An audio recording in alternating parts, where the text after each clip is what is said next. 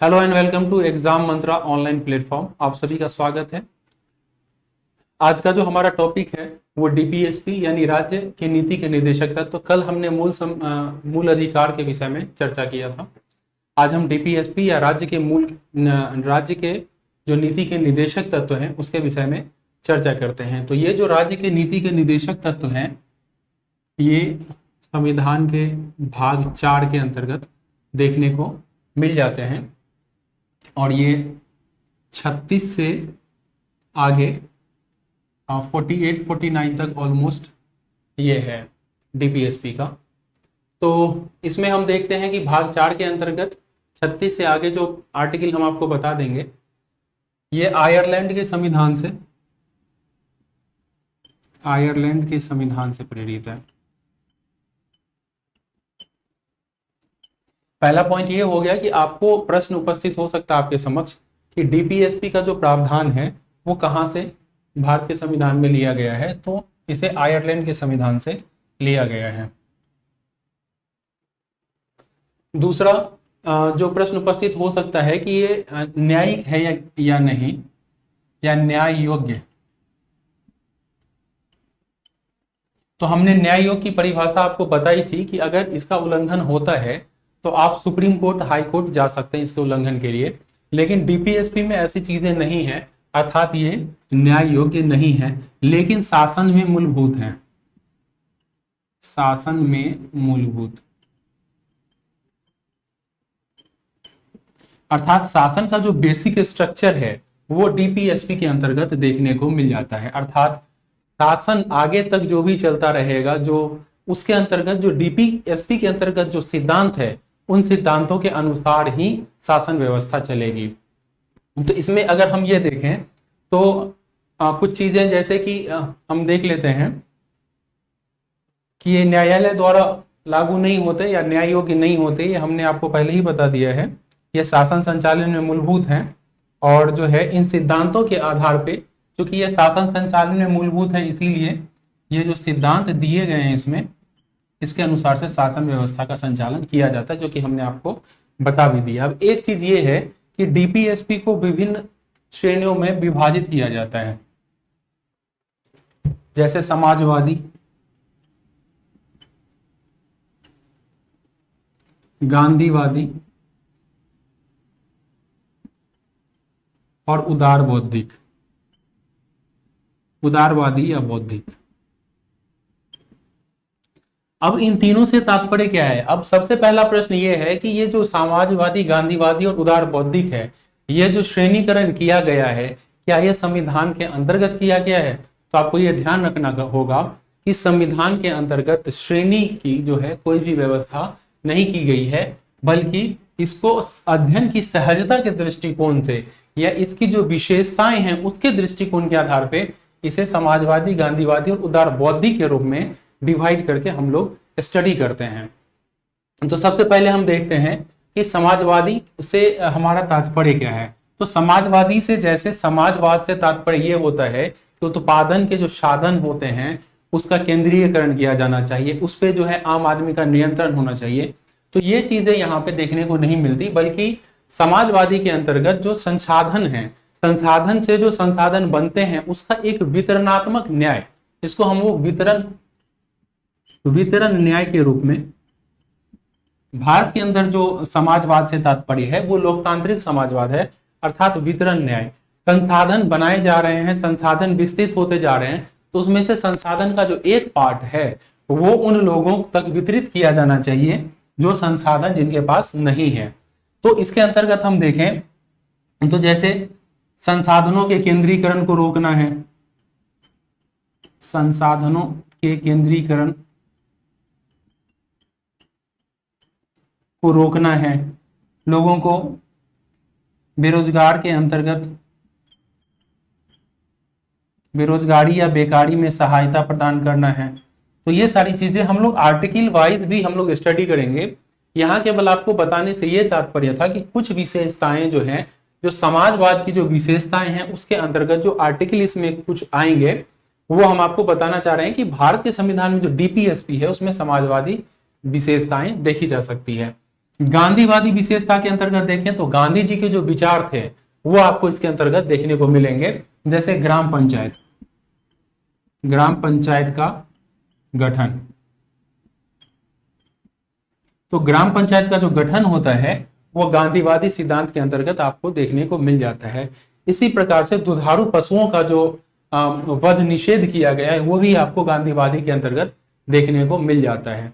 इसके अलावा उदार बौद्धिक के अंतर्गत हम देखें, ये गांधीवादी सिद्धांत अगर महात्मा गांधी के जो विचार थे उसके अंतर्गत जो भी चीजें आ रही है उसको हम लोग गांधीवादी सिद्धांत के रूप में मानते हैं। उदार बौद्धिक की अगर बात करें तो वो सारी चीजें जो बौद्धिक रूप से बेहतर होगी या उदारवादी प्रकृति की जो होती है उसको हम लोग उदारवादी प्रवृत्ति या बौद्धिक चीजों के अंतर्गत देखते हैं। जैसे समान नागरिक संहिता, समान नागरिक संहिता, शक्तियों का पृथक्करण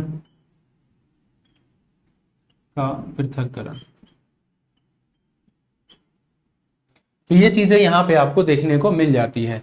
तो हमने जो विभाजित किया डीपीएसपी में, अगर आपके समक्ष प्रश्न उपस्थित होता है कि डीपीएसपी के अंतर्गत डीपीएसपी को 3 भागों में विभाजित किया गया है जो संविधान के अंतर्गत भली भांति उल्लेखित है या संविधान के अंतर्गत उल्लेखित है, तो आपको यह ध्यान रखना पड़ेगा कि ये जो श्रेणीकरण किया गया है ये संविधान के अंतर्गत उल्लेखित नहीं है, बल्कि हम अपने सुविधा के हिसाब से अध्ययन के सुविधा के दृष्टिकोण से इसे 3 भागों में विभाजित करते हैं।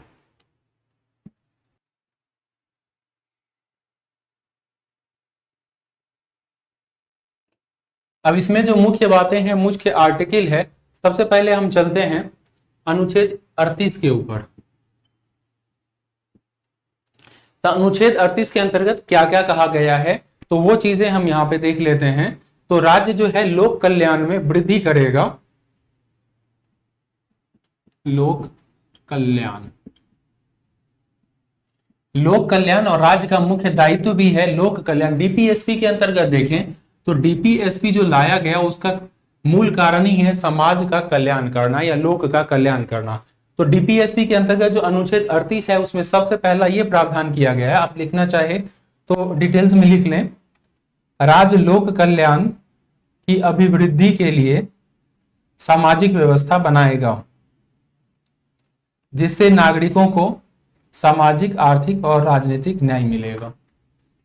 तो इसमें आप न्याय के अंतर्गत सामाजिक, आर्थिक,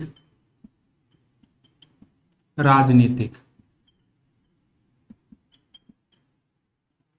तो हमने पहले भी एक बार न्याय की चर्चा की थी कि सामाजिक, आर्थिक, राजनीतिक न्याय की चर्चा हम पहले भी कर चुके हैं, आपको ध्यान होगा प्रस्तावना में।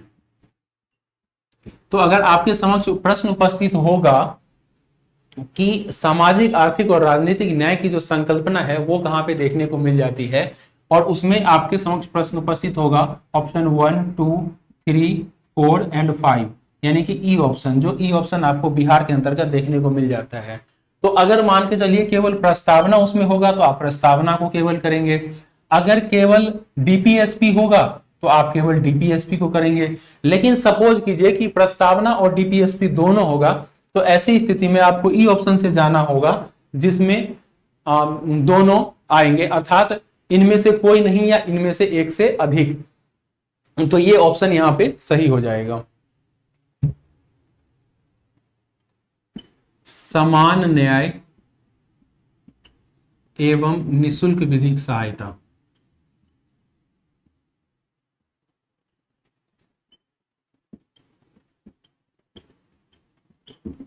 अर्थात राज्य का ये दायित्व होगा, ये जो डीपीएसपी है ये राज्य का दायित्व है। तो राज्य का ये दायित्व होगा कि लोगों को न्याय की जो है सामान्य न्याय की व्यवस्था करे और निशुल्क विधिक सहायता। सपोज कीजिए कि कोई ऐसा व्यक्ति है जो भारत में जो न्यायिक व्यवस्था है उस न्यायिक व्यवस्था के अंतर्गत शुल्क वहन करने योग्य नहीं है, या कोई अपराधी है जो अपने लिए कोई वकील नहीं कर सकता, तो उसके लिए ये राज्य को ये दायित्व दिया गया है कि उसके लिए आप वकील कीजिए और हर व्यक्ति को न्याय मिलना चाहिए। और ऐसे में अगर न्याय कब मिलेगा, जब हर व्यक्ति को अपना जो है प्रतिनिधित्व कोई ना कोई मिले न्यायालय के अंतर्गत, तभी जाकर के उसे न्याय मिल सकेगा। और यही कारण है कि भारतीय संविधान के अंतर्गत न्याय और निःशुल्क विधिक सहायता का प्रावधान किया गया है।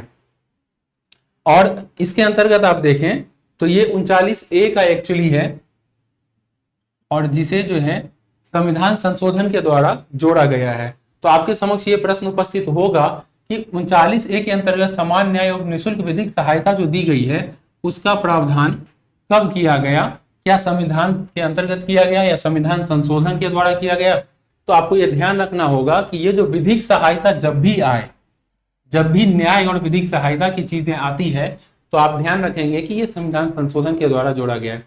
एक चीज हम आपको बता देते हैं कि ये जितने में भी ABCD लिखा हुआ है, आर्टिकल के आगे ABCD जो चीजें लिखी होती है, उसमें मोस्टली आपको जो लगातार आर्टिकल जहां चल रहा हो, अब 19 के अंतर्गत भी ABCD देखने को मिलेगा, तो उन चीजों को ध्यान नहीं देना है। जहां लगातार आर्टिकल चल रहा हो, जैसे 39, 40, 41, 42, इसमें अगर कहीं पे 39A आ जाता है तो आप देखेंगे कि मोस्टली चीजें जो ये होती है वो संविधान संशोधन के माध्यम से लाई गई है।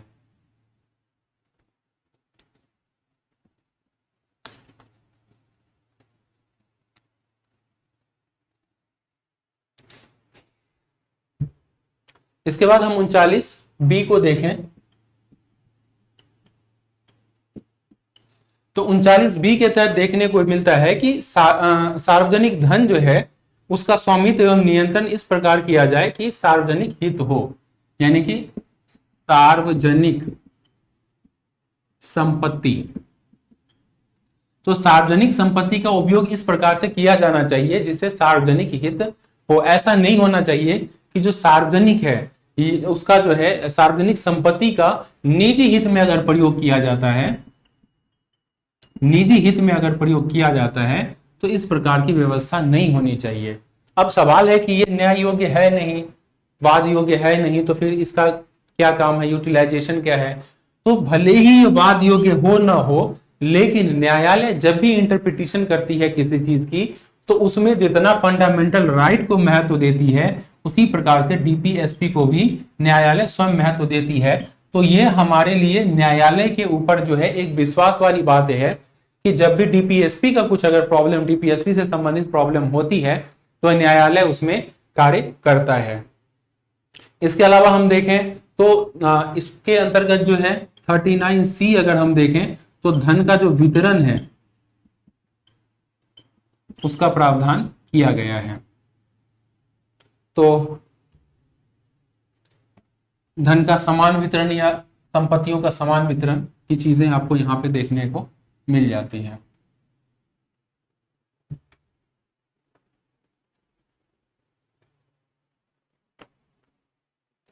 अब हम अगले बिंदु पे चलते हैं, अनुच्छेद 40 ग्राम स्वशासन। तो हमने पहले भी चर्चा की कि ग्राम स्वशासन की जो संकल्पना थी वो गांधीवादी संकल्पना थी, और इसके माध्यम से जो है ग्राम स्तर पे स्वशासन की संस्थाओं का विकास करना ये इसके अंतर्गत शामिल किया गया। इसे हम ग्राम पंचायत का गठन भी, ग्राम पंचायतों के गठन से संबंधित भी मानते हैं। अर्थात अनुच्छेद 40 के अंतर्गत ग्राम स्वशासन या स्थानीय स्वशासन के लिए ग्राम पंचायत की अवधारणा रखी गई थी, जिसकी संकल्पना महात्मा गांधी के द्वारा दी गई थी। तो इसी के अंतर्गत अगर हम देखें तो 73वां संविधान संशोधन जो किया गया है, इसी प्रावधान को का आगे विस्तार किया गया और 73वां संविधान संशोधन ला करके जो है ग्राम स्थानीय स्वशासन की जो है कल्पना को साकार किया गया है।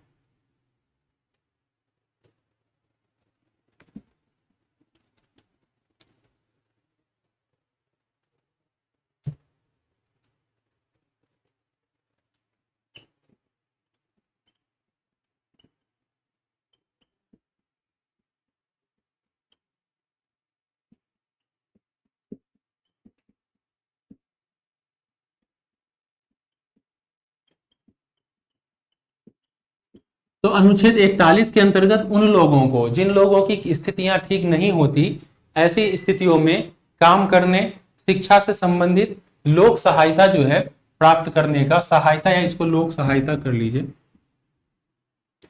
तो कुछ दशाएं अगर ऐसी स्थितियां होती है जब उन्हें काम नहीं मिलता और उनकी स्थितियां बेहतर नहीं होती, शिक्षा की प्राप्ति नहीं हो पाती है, तो ऐसे समय में उसे प्रशासन के द्वारा या कार्यपालिका के द्वारा लोक सहायता उपलब्ध कराया जाएगा। ये दायित्व भी डीपीएसपी के अंतर्गत कार्यपालिका को दी गई है।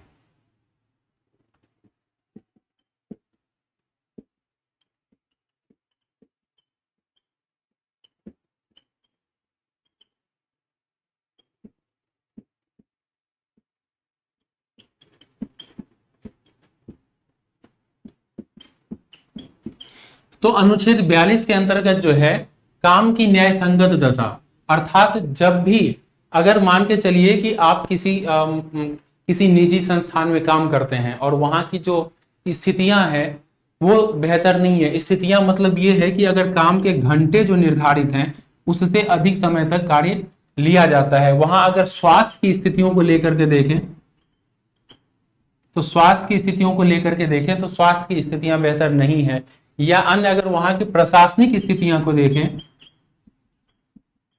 तो वो प्रशासनिक स्थितियां भी बेहतर नहीं है। तो ऐसी स्थिति में ये अनुच्छेद 42 के माध्यम से जो है काम की न्याय संगत दशा उपलब्ध कराने का प्रावधान किया गया है। यही कारण है कि सरकार जो है कार्य की दशा को लेकर के, मजदूरी की दशा को लेकर के, मजदूरों की स्थिति को लेकर के विविध प्रकार के कानून, वर्तमान में अगर हम देखें तो विविध कानूनों का जो है 4 कोड निर्धारित किया गया है।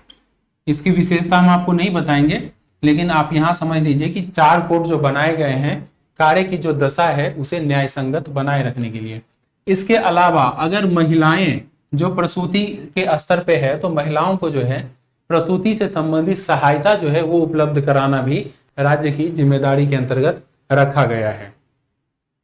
क्योंकि कल्याण अगर देखें, कल्याण की भावना अगर महिला कल्याण, क्योंकि महिला जो है लगभग 50% यानी कि 49% भी मान ले तो लगभग 50% यानी कि आधे जनसंख्या का प्रतिनिधित्व तो महिलाएं करती है। तो ऐसी स्थिति में अगर महिलाओं की स्वास्थ्य की स्थिति बेहतर नहीं होगी तो संभव है कि देश के विकास में एक कहीं ना कहीं व्यवधान उत्पन्न होगा। तो यही कारण है कि अनुच्छेद 42 के अंतर्गत काम की न्यायसंगत एवं मानवोचित दशा तथा प्रसूति सहायता का प्रबंध किया गया है। अनुच्छेद 43 के अंतर्गत देखें यानी 43 के अंतर्गत देखें तो कामगारों को उचित मजदूरी का प्रावधान, उचित मजदूरी, और इसी उचित मजदूरी को के कारण जो है मजदूरी संहिता का जो प्रावधान किया गया है। तो आप ये देख लीजिए कि अनुच्छेद 43 के अंतर्गत जो कामगारों को उचित मजदूरी का प्रावधान किया गया है, इसके साथ ही कुटीर उद्योगों के संवर्धन, यानी कि आप ये समझ लीजिए कि लघु एवं कुटीर उद्योग, जो आप एमएसएमई की चर्चा करते हैं, एमएसएमई के विकास पे जो सरकार इतना बल देती है उसके प्रावधान आपको यहां से अनुच्छेद 43 से निकलते हुए दिखाई देते हैं। क्योंकि लघु एवं कुटीर उद्योग जो है कहीं ना कहीं रोजगार को बढ़ावा देने का एक महत्वपूर्ण साधन के रूप में हमारे समक्ष उपस्थित है। तो यही कारण है कि उचित मजदूरी का प्रावधान अनुच्छेद 43 के अंतर्गत किया गया है।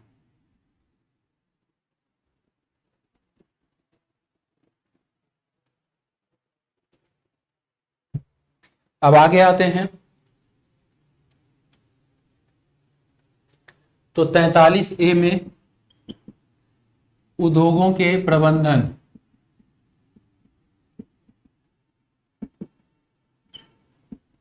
में कामगारों की भूमिका, और ये जो है संविधान संशोधन के तहत किया गया है। अर्थात उद्योग जो है, उद्योग का क्या सिस्टम रहता है, निजी उद्योग अगर देखें तो वहां सिस्टम ये होता है कि कुछ लोग मालिक होते हैं जो प्रबंधनकर्ता होते हैं और बाकी जो होते हैं कामगार या नौकर होते हैं। लेकिन इन स्थितियों को उचित करने के लिए उद्योगों के प्रबंधन में, यानी कि ये जो प्रबंधन मालिक के हाथ में क्या होता है, प्रबंधन होता है, तो इस प्रबंधन को बेहतर करने के लिए और मालिक और नौकर के जो संबंध है उन संबंधों को कहीं ना कहीं सहयोगी संबंध, ये जो एक तरीके से आप ये कह लीजिए संघर्ष को समाप्त करना और समन्वय को बढ़ावा देना। तो संघर्ष को समाप्त करना अर्थात ये जो मार्क्स के द्वारा कहा गया है कि पूंजीपति और जो श्रमिक हैं उसके मध्य संघर्ष का संबंध होता है, समन्वय का कोई स्थान नहीं है, उसे हमारे भारतीय संविधान के अंतर्गत आर्टिकल 43A में जो है कहीं किसी न किसी तरीके से दबाने की कोशिश की गई है और मालिक नौकर के संबंधों को बदल करके इसको समन्वय भावना और जो सहयोगियों में प्रथम वाली बात होती है वो चीजें यहां लाने की कोशिश की गई है। अर्थात नौकर जो है वो नौकर नहीं रहेगा बल्कि काम उद्योगों के प्रबंधन में उसकी भी भूमिका रहेगी। इस प्रकार जो संघर्ष की स्थितियां होती है इन दोनों के मध्य वो संघर्ष नहीं समन्वय की ओर आगे बढ़ सके। तो ये चीजें आपको देखने को मिल जाती है।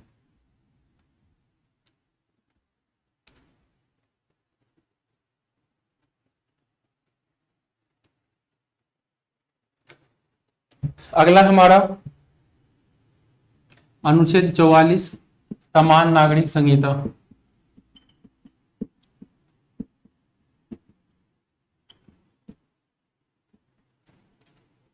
तो भारतीय होने के नाते जब भारत में धर्म, वंश या जाति से संबंधित कोई भी भेद नहीं है तो ऐसे में जो नागरिक संहिता है वो समान होने की जरूरत है। हालांकि अगर देखें तो आपराधिक संहिता जो है, आपराधिक संहिता वो तो समान ही है, सबके एक समान है, लेकिन नागरिक संहिता की अगर बात करें तो सिविल कोड जो है, कोड जिसके अंतर्गत विवाह, तलाक आदि की चीजें जो यहां निकल के आती है या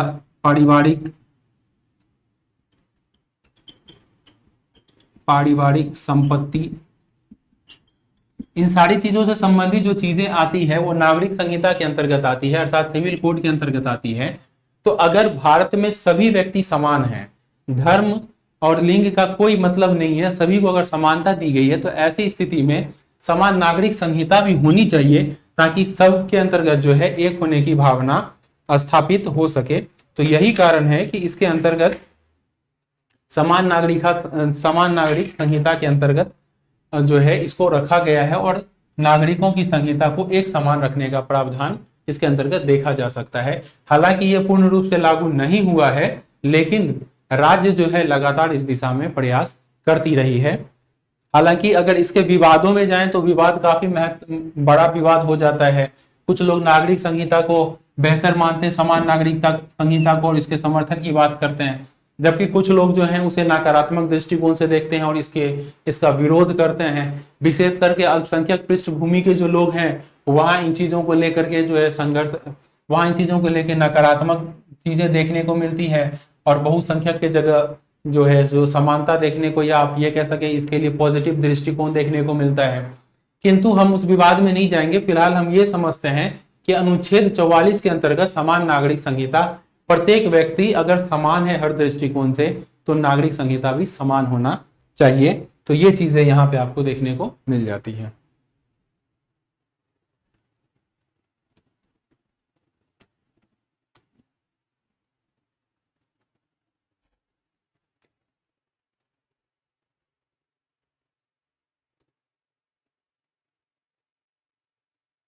अनुच्छेद 45 की अगर हम बात करें तो 6 वर्ष से जो प्रारंभिक 6 वर्ष से जो कम उम्र के बच्चे हैं, कम उम्र के बच्चे की प्रारंभिक शिक्षा, बाल्यावस्था देखभाल,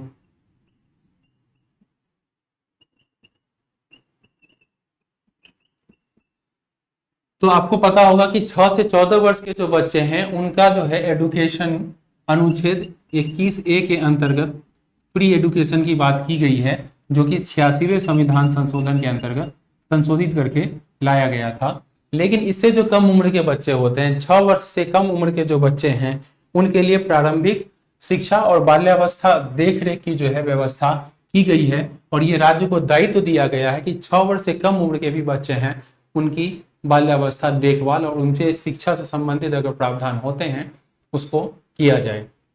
क्योंकि बचपन से जब बच्चे की अच्छी आदत होगी, अच्छा अगर शिक्षा होगा, अच्छा अगर सिस्टम होगा, उसके पोषण की स्थितियां बेहतर होगी, तो आगे चल के जो है वो मानव संसाधन के रूप में विकसित होगा। और भारत में जो आईसीडीएस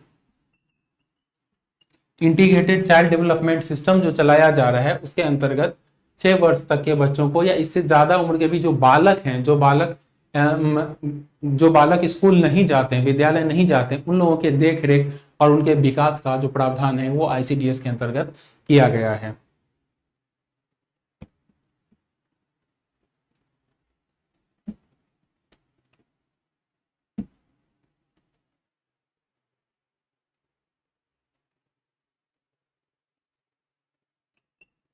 एससी, एसटी एवं अन्य दुर्बल वर्ग,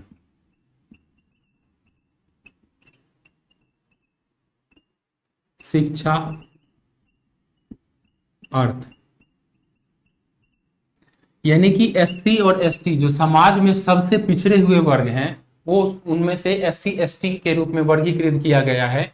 इसके अलावा अन्य जो दुर्बल वर्ग हैं जिसे हम लोग ओबीसी के रूप में भी समझते हैं, तो उसकी शिक्षा का प्रावधान और अर्थ से संबंधित, यानी कि उसकी शिक्षा व्यवस्था बेहतर हो रही है अथवा नहीं हो रही है, और अगर बेहतर नहीं हो रही है तो उसको बेहतर करने का दायित्व भी राज्य को दिया गया है। अर्थात कल्याणकारी राज्य में चूंकि शिक्षा जो है किसी भी मानव के विकास में एक महत्वपूर्ण तत्व होता है, यही कारण है कि शिक्षा और शिक्षा से संबंधित शिक्षा के विकास के लिए जो है राज्य को यह दायित्व दिया गया है। अब अर्थ से संबंधित अगर देखें तो आर्थिक स्थितियां अगर किसी वर्ग की बेहतर नहीं है तो उनकी आर्थिक स्थितियों को बढ़ावा देना, रोजगार को बढ़ावा देना एवं इस प्रकार के अन्य कार्य करने के लिए जो है राज्य को दायित्व दिया गया है। और यही कारण है कि भारत में जो कल्याणकारी राज्य की अवधारणा हम देखते हैं, समानता, स्वतंत्रता और ये सारी चीजें जो देखने को मिलता है विकास, तो ये तभी संपन्न हो सकता है और तभी एक महत्वपूर्ण लोकतंत्र हो सकता है जहां पे सभी व्यक्ति समान हो। तो समानता की स्थिति तभी हो सकती है जब जो ऊंचे जो वर्ग के लोग हैं या जो आर्थिक स्थिति जिनकी बेहतर है और जिनकी आर्थिक स्थिति बेहतर नहीं है तो उनको अगर हेल्प देकर के आगे बढ़ाया जाए, तब आगे चल के जो है एक समान जो है समानता स्थापित हो सकती है। और तभी जो है वास्तविक लोकतंत्र की जो हम बात करते हैं उसका जो लक्ष्य है उसकी पूर्ति की जा सकती है। अर्थात जो लोग पिछड़े हैं, जो शिक्षा और अर्थ संबंधित जो पिछड़े हुए हैं, पिछड़े वर्ग हैं, उनको आगे बढ़ा करके समानता स्थापित करना और एक लोकतंत्र को बढ़ावा देना, ये भी अनुच्छेद 46 के अंतर्गत राज्य के दायित्व के रूप में स्वीकृत किया गया है।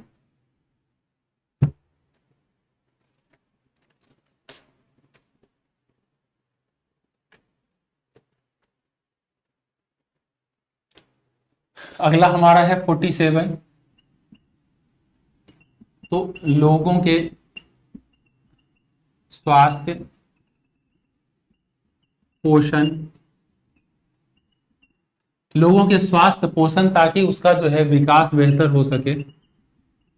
और ये विकास क्यों बेहतर हो सके? ताकि भविष्य में जो है मानव पूंजी, बेहतर मानव पूंजी जो है निर्मित हो सके, ताकि वो देश के विकास में सहयोगी हो, देश के ऊपर जो है बोझ ना बने।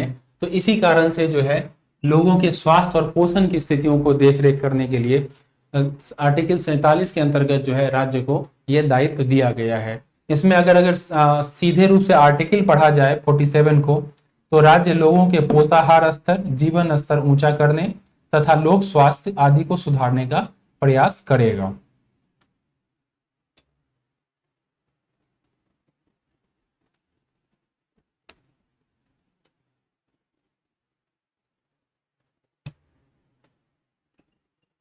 अब अनुच्छेद अगर 48 की बात करें तो भारत जो है ग्रामीण जनसंख्या पे निर्भर है, या ये कहें कि कृषि पे निर्भर है। तो कृषि एवं इससे संबंधित जो चीजें हैं उसमें सुधार करने के लिए अनुच्छेद 48 के अंतर्गत प्रावधान किया गया है। तो कृषि, पशुपालन, कृषि एवं पशुपालन के अंतर्गत जो वैज्ञानिक दृष्टिकोण है,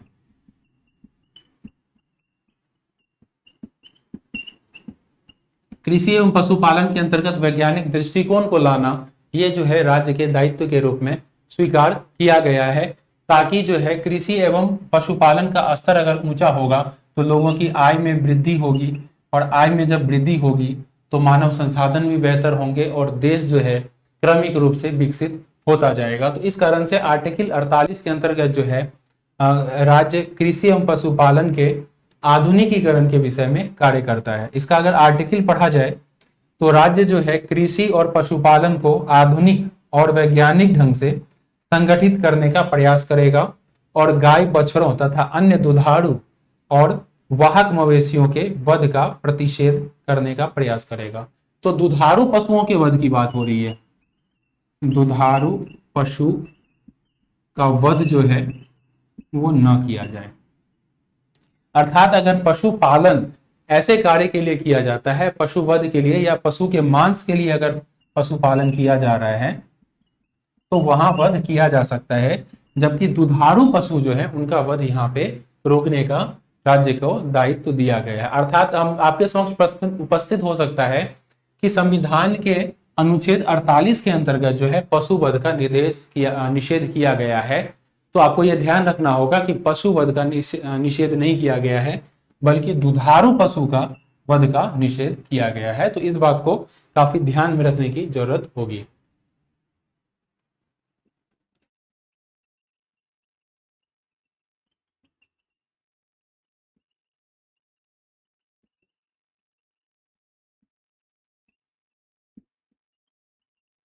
तो राष्ट्रीय महत्व के आर्टिकल 49 के अंतर्गत कुछ चीजें जो होती है हमारे राष्ट्रीय महत्व की है। जैसे अगर आप कहीं जाते हैं, किसी विदेश की यात्रा करते हैं, म्यांमार की यात्रा करते हैं, चाइना की यात्रा करते हैं, अमेरिका की यात्रा करते हैं, यूरोप की यात्रा करते हैं, और हो सकता है कि उसमें से कोई ऐसा व्यक्ति हो जो भारत अगर बोले तो वो न जानता हो, इंडिया बोले तो वो न जानता हो। ऐसी स्थिति में जब आप ताजमहल की चर्चा करते हैं, जब ताजमहल की चर्चा करते हैं, लाल किला की चर्चा करते हैं, हालांकि इसके ऊपर जो है सो बहुत सारे कमेंट भी हैं कि ताजमहल का नाम बता करके जो है लोग एक दूसरे से आप कह सकते हैं कि संबंध बनाने की कोशिश करता है। तो ऐसी स्थिति में जो है ये हमारे राष्ट्रीय प्रतीक हैं या हमारे राष्ट्रीय महत्व की चीजें हैं, जिसके माध्यम से हम अपने आप को एक वैध व्यक्ति बताने या भारतीय बताने का प्रयास करते हैं, और ये प्रयास करते हैं कि ये जो चीजें हैं ये हमारे चिन्ह हैं, प्रतीक हैं, इनके माध्यम से हम अपने आप की स्थितियों को मजबूत करने का प्रयास करते हैं। यही कारण है कि इसे राष्ट्रीय महत्व के रूप में स्वीकार किया गया है। और भारत के अंतर्गत अगर हम देखें तो राष्ट्रीय महत्व के स्थलों को, स्मारकों को संरक्षित करने का प्रयास यही कारण है कि किया गया है। इसके साथ ही साथ अगर पर्यटन की बात करें तो पर्यटन को भी बढ़ावा देना, जो कि आज वर्तमान समय में आर्थिक महत्व का है। पर्यटन को अगर देखें तो ये काफी आर्थिक महत्व की चीजें हो जाती है। तो 49 के अंतर्गत अगर हम देखें तो राज्य जो है राष्ट्रीय महत्व के स्मारकों, स्थलों तथा वस्तुओं का संरक्षण करेगी। अनुच्छेद 50 के अंतर्गत जो है कार्यपालिका और न्यायपालिका का पृथक्करण,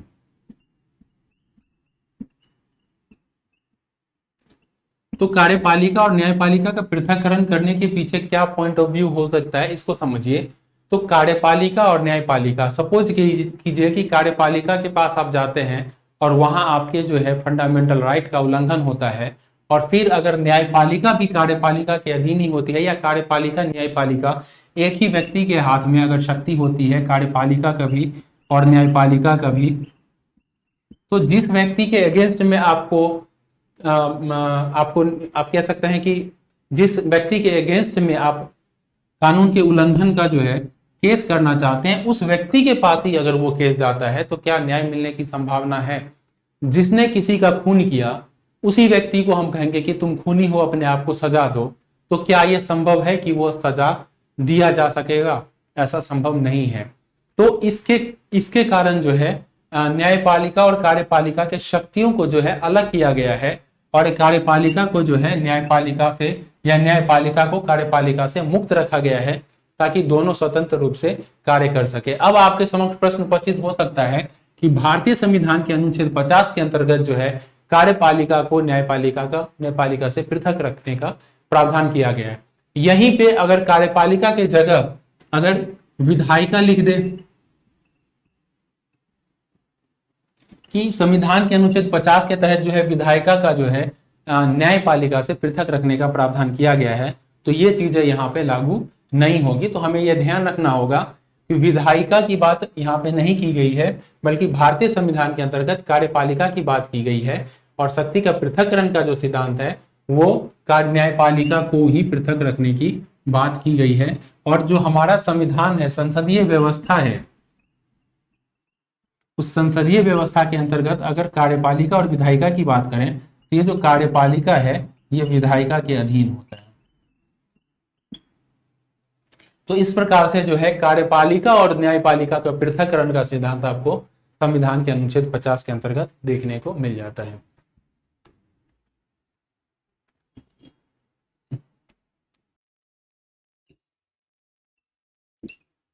अब अनुच्छेद 51 के तहत हम देख लेते हैं राज्य अंतर्राष्ट्रीय शांति एवं सुरक्षा।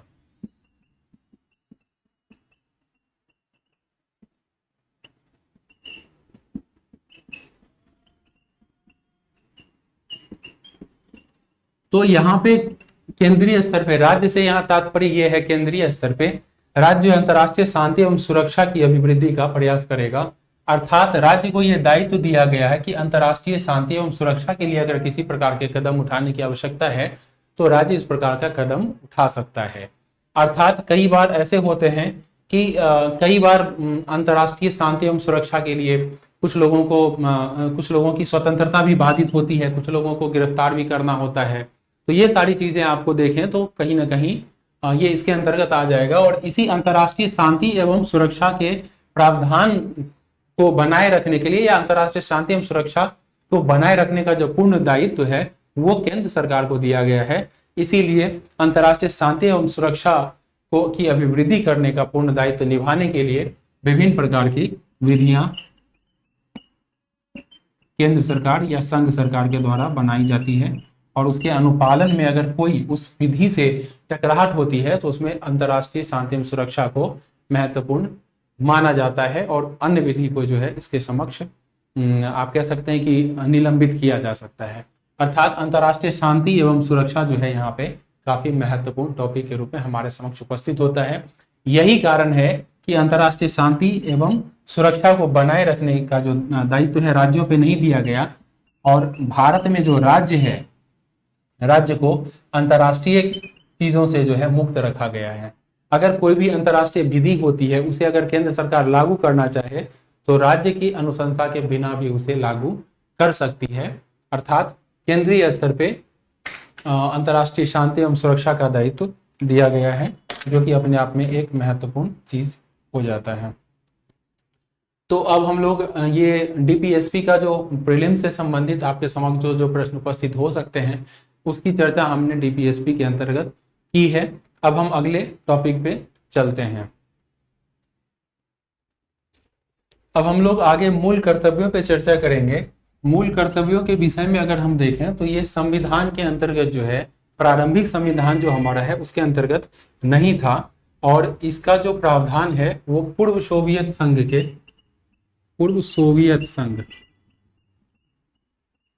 के अंतर्गत से लिया गया है। यानी कि पूर्व सोवियत संघ का जो संविधान है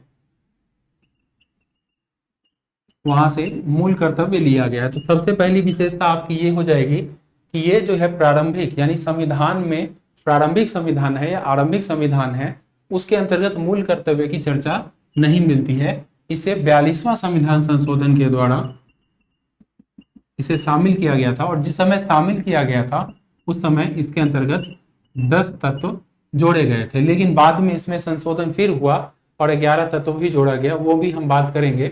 लेकिन आपको पहला प्रश्न ये होगा कि सोवियत संविधान से इसको स्वीकार किया गया और मूल कर्तव्य जो है मूल संविधान में नहीं थे।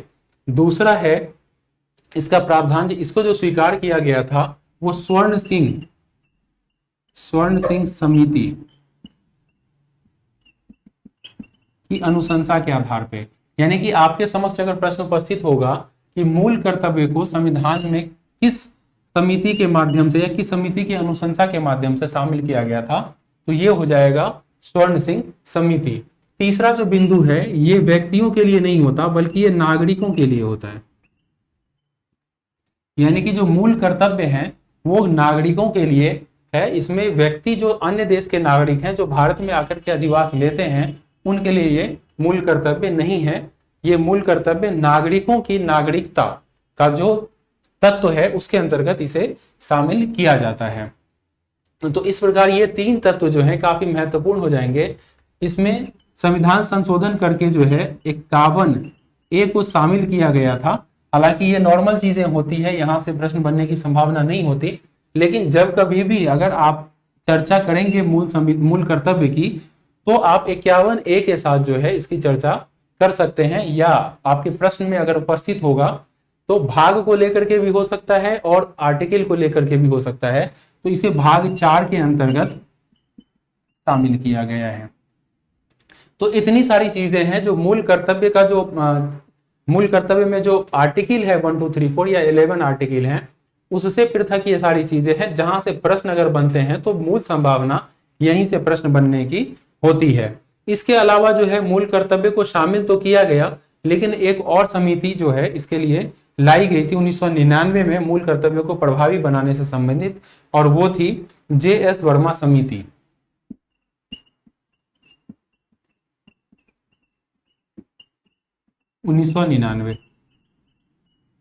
यानी कि इसको शामिल करने के बाद इस पे अनुशंसा करने के लिए या कुछ डिक्टेट करवाने के लिए 1999 में JS वर्मा समिति लाई गई थी कि इससे संबंधित अगर कुछ परिवर्तन किया जाए तो उसमें किया जा सकता है, या इसकी जो जानकारियां हैं उसमें अगर जो भी परिवर्तन है वो चीजों को करने के लिए या अनुशंसा कुछ देने के लिए मूल कर्तव्य में ये JS वर्मा समिति। तो आपको अगर प्रश्न उपस्थित होता है कि मूल कर्तव्य किस समिति की अनुशंसा पे आया था तो उसको आप स्वर्ण सिंह समिति के रूप में को जो है मार्क करेंगे।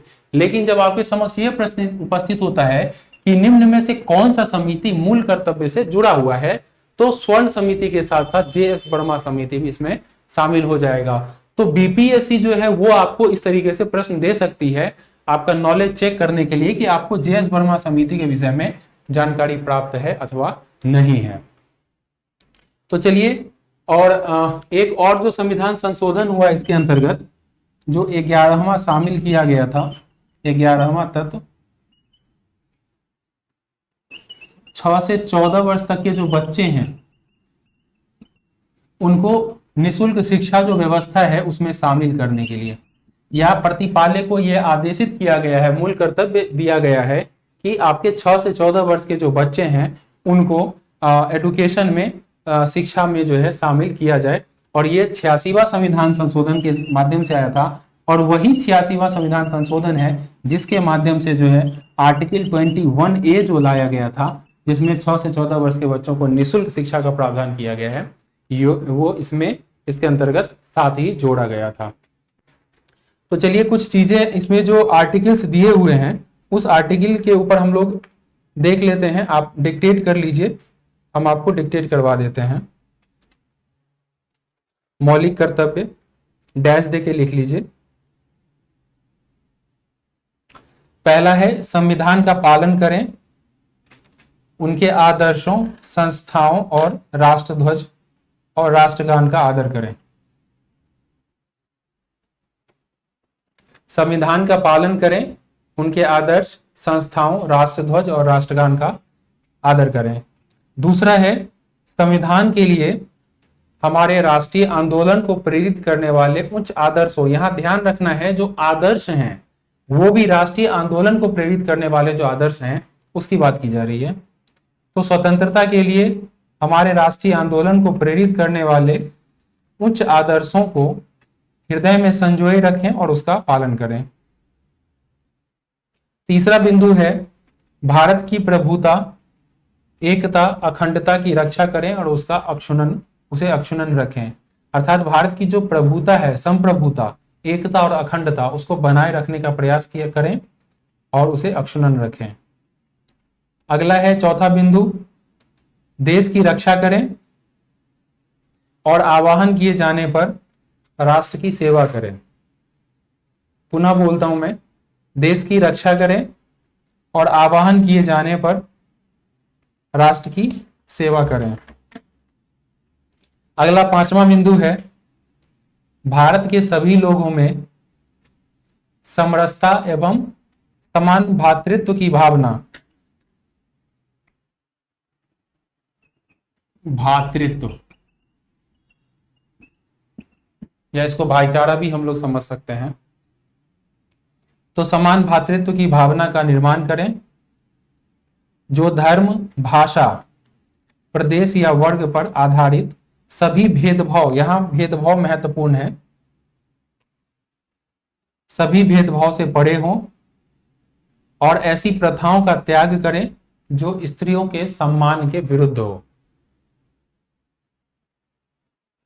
छठा बिंदु है, हमारी सामाजिक संस्कृति की गौरवशाली परंपरा का महत्व समझें। सामाजिक संस्कृति की गौरवशाली परंपरा का महत्व समझें और उसे संयोजें। तो ये जो छठा बिंदु है, इस पे हम लोग थोड़ा सा चर्चा करेंगे।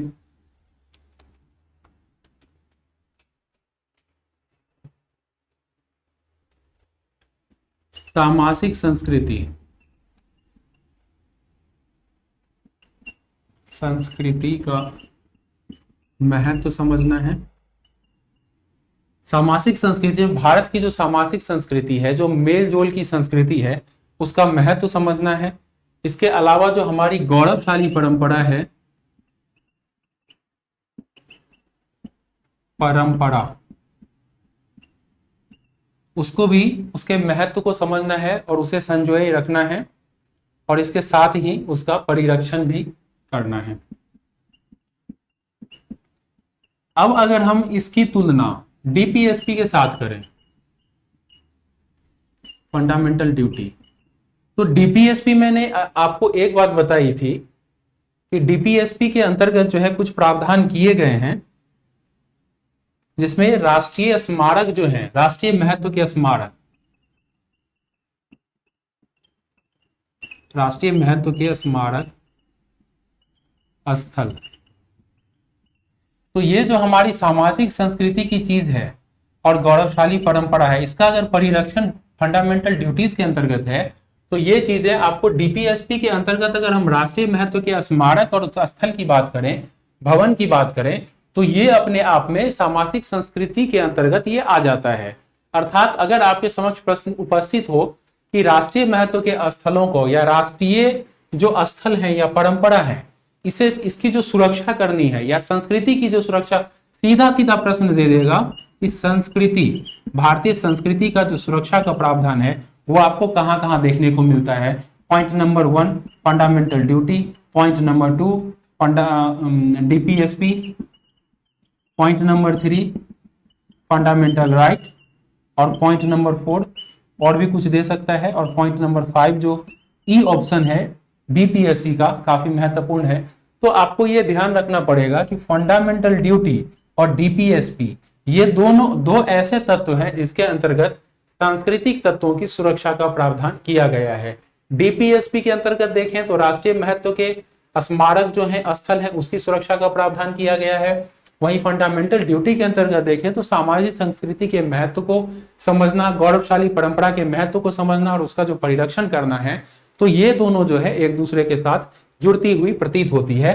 तो अगर ऐसा प्रश्न आए तो आपको ध्यान रखना होगा कि इन दोनों को हम लोग एक समझ सकते हैं, और अगर ई ऑप्शन आए या 2 ऑप्शन अगर टिक लगाना हो तो आप इसको टिक लगा सकते हैं। लेकिन अगर सिंगल प्रश्न आए और अगर आपको सिंगल टिक लगाना हो, अगर वहां पे राष्ट्रीय महत्व के स्मारक की बात हो तो आप डीपीएसपी में टिक लगाएंगे। वहीं अगर सामाजिक संस्कृति के महत्व समझना, गौरवशाली परंपरा का परीक्षण हो, तो उसमें आप फंडामेंटल ड्यूटी को टिक लगाएंगे। एक और बिंदु है जिसको हम इसमें रखना चाहते हैं कि पर्यावरण का जो संरक्षण करना है,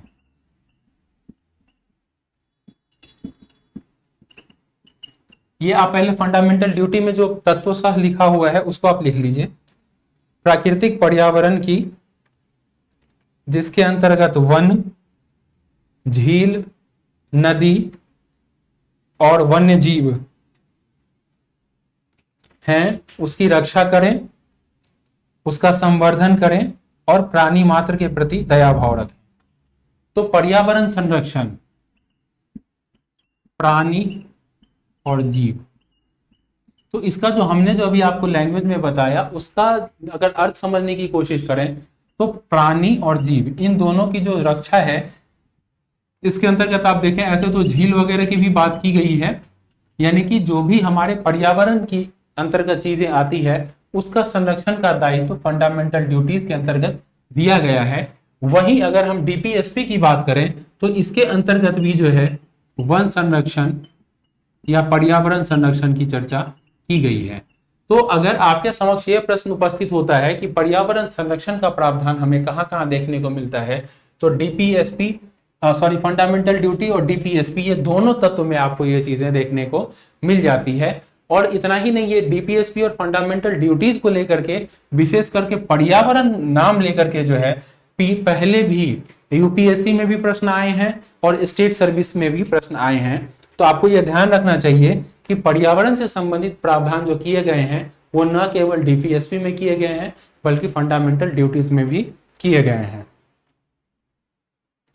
अगला बिंदु है वैज्ञानिक दृष्टिकोण, मानववाद और ज्ञान अर्जन तथा सुधार की भावना का विकास करें। वैज्ञानिक दृष्टिकोण, मानववाद और ज्ञान अर्जन तथा सुधार की भावना का विकास करें। एक और जो बिंदु आता है फंडामेंटल ड्यूटीज का, जिसमें सार्वजनिक संपत्ति को सुरक्षित रखने का जो प्रावधान किया गया है, सार्वजनिक संपत्ति, तो इसको भी अगर हम देखें, सार्वजनिक संपत्ति की अगर सुरक्षा का प्रावधान को अगर देखें तो इससे पहले जो हम राष्ट्रीय महत्व की बात कर रहे थे, राष्ट्रीय महत्व के स्मारक स्थल वगैरह की बात कर रहे हैं, तो ये भी कहीं ना कहीं इससे जुड़ता हुआ प्रतीत होता है। हालांकि ये अस्पष्ट रूप से जुड़ता है, डायरेक्टली नहीं जुड़ता, इससे संबंधित प्रश्न आने की संभावना काफी कम है। लेकिन अगर आपको ये प्रश्न आ जाए कि सार्वजनिक संपत्ति की जो सुरक्षा का प्रावधान है वो कहां कहां देखने को मिलता है, तो सार्वजनिक संपत्ति की सुरक्षा का प्रावधान फंडामेंटल ड्यूटीज में भी देखने को मिलता है और डीपीएसपी के तहत भी देखने को मिल जाता है। तो इस चीज को आपको ध्यान में रखने की जरूरत होगी। तो नंबर पॉइंट लिख लीजिए, सार्वजनिक संपत्ति की को सुरक्षित रखें और हिंसा से दूर रहें। अगला हमारा 10वां बिंदु है व्यक्तिगत और सामूहिक गतिविधियों के, व्यक्तिगत एवं सामूहिक गतिविधियों के सभी क्षेत्रों में उत्कर्ष की ओर बढ़ना या बढ़ने का सतत प्रयास करना, जिससे राष्ट्र निरंतर बढ़ते हुए प्रयत्न और उपलब्धि की नई ऊंचाइयों को छू ले। मैं फिर से एक बार बोल देता हूं, व्यक्तिगत एवं सामूहिक गतिविधियों के सभी क्षेत्रों में उत्कर्ष की ओर बढ़ना या बढ़ने का सतत प्रयास करना, जिससे राष्ट्र निरंतर बढ़ते हुए प्रयत्न और उपलब्धियों की नई ऊंचाइयों को छू ले।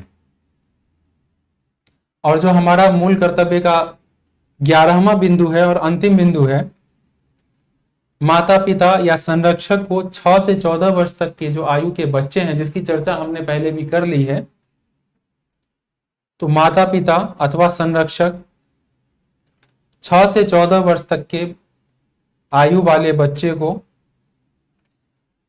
शिक्षा का अवसर प्रदान करें। तो इस प्रकार से जो है मूल कर्तव्य के अंतर्गत ये चीजें कंप्लीट होती है। आपको ध्यान ये रखना है कि मूल कर्तव्य और मूल कर्तव्य और डीपीएसपी ये दोनों चीजें जो आती है, तो कई बार तो अलग अलग चीजें भी पूछ ली जाती है। हमने डीपीएसपी में भी आपको बताया था कि डीपीएसपी को कई बार जो है प्रस्तावना के साथ जोड़ करके पूछा जाता है। न्याय की जो संकल्पना है विशेष करके वहां आपको जोड़ के पूछा जा सकता है। कल्याणकारी राज्य की जो बात है उसको डीपीएसपी और प्रस्तावना से जोड़ के पूछा जा सकता है। उसी प्रकार डीपीएसपी और फंडामेंटल ड्यूटीज के अंतर्गत हमने आपको 2-3 तत्व बताए, उसको जोड़ के भी पूछा जा सकता है, इनको अलग से भी पूछा जा सकता है। और संभव है कई बार ऐसा भी होता है कि स्टेट सर्विस या सेंट्रल सर्विस में जब आप इंटरव्यू देने के लिए जाएंगे तो आपको बोला जाएगा कि आप 4-5 फंडामेंटल ड्यूटीज के बारे में बताएं। आप बताएं कि ये फंडामेंटल ड्यूटीज नागरिकों के लिए है या सभी व्यक्तियों के लिए है। तो इस प्रकार की जो ये सारी चीजें हैं, ये आपको ध्यान में रखने के लिए मुझे उम्मीद है कि आपको ये डीपीएसपी और फंडामेंटल ड्यूटीज के मध्य जो संबंध मैंने स्थापित करने की कोशिश की है, ये आपको समझ में आया होगा और इससे संबंधित प्रश्न का आप निश्चित रूप से समाधान कर लेंगे। तो इस टॉपिक में इतना ही। अब हम अगला टॉपिक